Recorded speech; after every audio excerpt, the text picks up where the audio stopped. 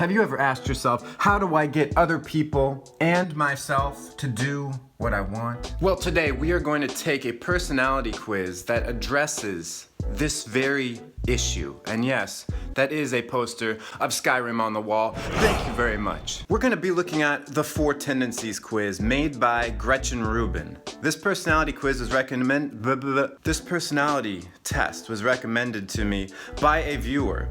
It's based off of Rubin's book called The Four Tendencies. It asks the basic question, how do I respond to expectations? And there's two kinds of expectations. Inner expectations, what I expect of myself, and outer expectations, what the outside world expects of me. And yes, this is a poster from Society 6, my favorite store to get cool posters, wall art, tapestries, art prints, designed by independent artists. They're having a sale Wednesday and Thursday, 25% off. Link is in the description.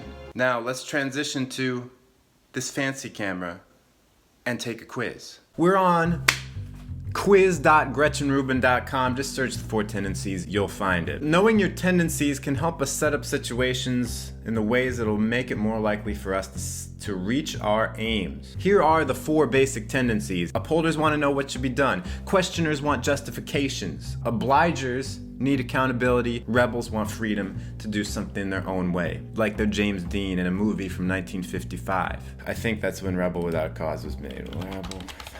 Yes, I am doing good with the movie trivia. Here we are at the Four Tendencies quiz. Have you kept a New Year's resolution where you weren't accountable to anyone? A resolution like drinking more water or keeping a journal. It's not like these other personality quizzes where it's sort of like agree, disagree. It's like four different options. Sure, I'm good at keeping them, even ones that no one knows about but me. Sure, I'm good at keeping resolutions, but I make them whenever the time seems right. I wouldn't want to wait for the new year. January 1st is an arbitrary date. That kind of sounds like me.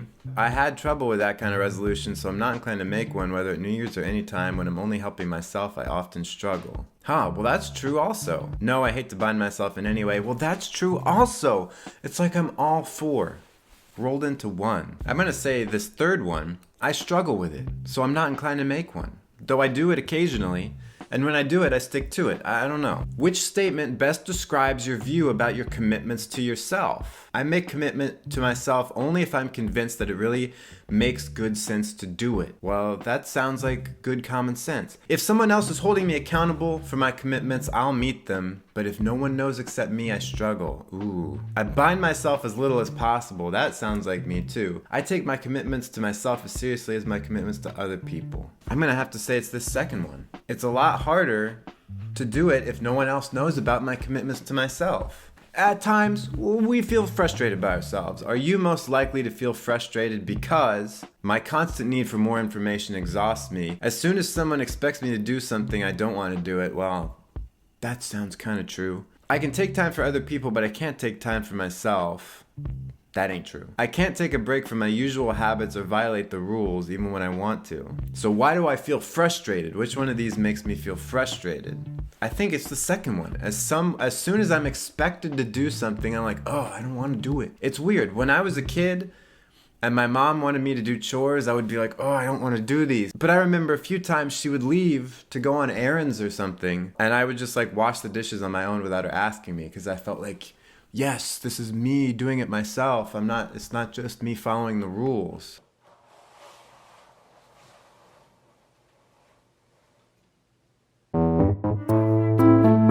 I'm too introverted to even leave a comment on YouTube. Welcome. You deserve it.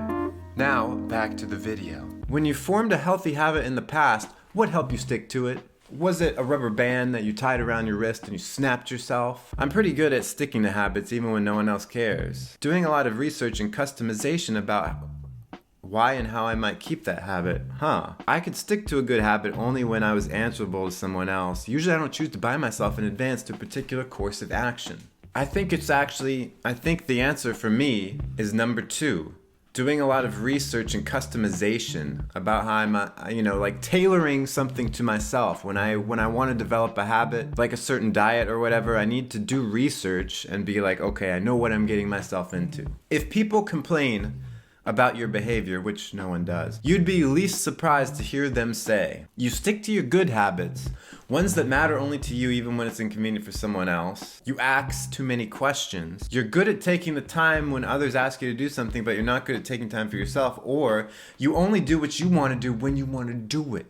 Let me pour some Coke. I'm always worried that I ask too many questions because I ask a lot, so I'm going to pick that one. Whenever I've worked on a job, I always need to ask a lot of questions, and I feel like I'm going to bother, the person in charge, but it's like I just want to do it right. Which description best suits you? You got to get that liquid you in there. It's not suits you, it suits you. Disciplined. Don't make me laugh. Asks necessary questions. Well, that's just what the last one I answered. Puts others, clients, family, first. Refuses to be bossed by others. When I was a kid, I was on the swing set at school during recess, and I was like in, third or fourth grade. And these older kids, they were like in fifth or sixth grade. And when you're in elementary school, the kids who are in sixth grade, if you're younger, when I was really little, when I was kindergarten aged, and I saw sixth graders, I thought they were adults. Like, that's how old they looked. But one time in third grade, I was on the swing. I was swinging. And this older kid, two older kids came over and said, hey, get off the swing. There's a new rule, only 60 seconds on the swing, and if you don't get off, we're going to tell on you. And I was like, okay. They tricked me. There wasn't a 60-second rule. What kind of stupid school would have a 60-second rule? But that's sort of like my life. I allow myself to be bossed around by others. But in my 30s now, I'm starting to put my foot down and occasionally say, no, F that.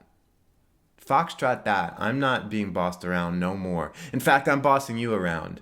We're getting way off topic. Of these, the one that fits me best is asks necessary questions. And my phone just... Okay, here we go. Here's some agree, disagree. This is what we're good at, right? The agree, disagree. Because this is what all the personality quizzes are all about.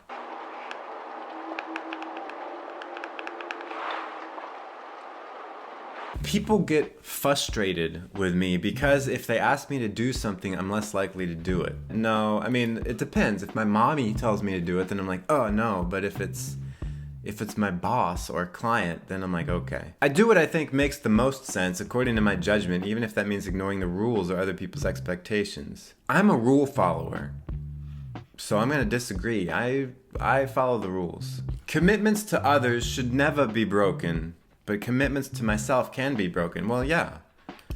Who cares about me? It's very difficult for me to stand up for my own stuff, Like, for instance, if I'm on a diet and I'm like, no sugar, and then I go, out with a friend and they're like, hey, let's get ice cream. I'll be like, okay, if that's what you want, let's do it. Sometimes I won't do something I want to do because someone wants me to do it. No, I usually do it anyway, even though I don't want to.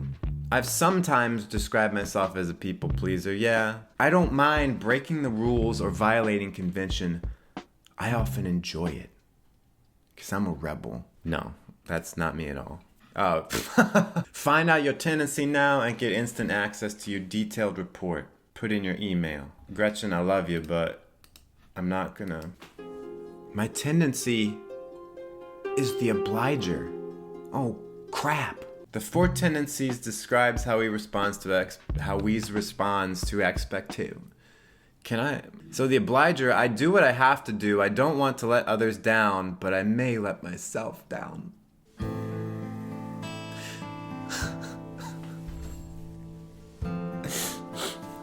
I can't believe what I'm reading. So what does it mean to be an obliger? So what does it mean to be an obliger? They meet outer expectations, but struggle to meet inner expectations. Huh.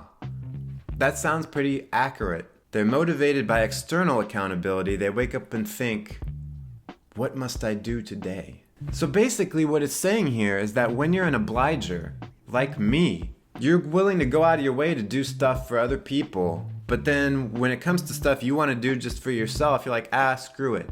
Unless you have some kind of external accountability, even something you want to do It says here, obligers may find it difficult to form a habit because we often undertake habits for our own benefit. So basically saying we're not going to take up a healthy habit because someone else isn't telling us to do it. What do we do? What do the obligers do? We need to set up a strategy of accountability. So that's like hiring a fitness trainer, coach, accountability partner. Wow, as I'm reading this, I'm like, I've done all this. Team up with a friend who will be disappointed in you if you don't follow through.